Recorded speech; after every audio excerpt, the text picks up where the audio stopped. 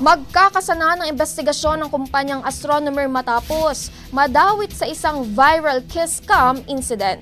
Ang CEO nitong si Andy Byron at ang head ng HR na si Christine Cabot habang nanonood ng concert ng Coldplay. Hanggang ngayon, kalat pa rin ang video ni Byron at Cabot kung saan sweet na sweet ang dalawa habang live na nanonood ng concert. Nang bigla silang makuha ng camera at ma-flash sa big screen, bigla silang nagtago sa camera. Maraming netizens ang nagsasabi na baka kaya ganito ang reaksyon ng mga ito ay dahil sa posibleng itinatagong affair.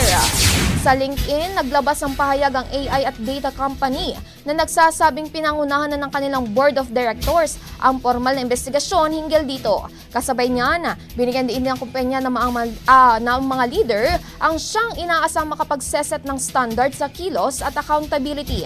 Samantala sa isang expose ng astronomer, nakasaad na si co-founder and chief product officer Pete DeJoy ang nagsisilbi bilang interim CEO. Pinaglib umano kasi muna si Byron sa trabaho. Sinasabi rin sa mga ulat na maging si Cabot ay hindi muna pumapasok matapos ang insidente.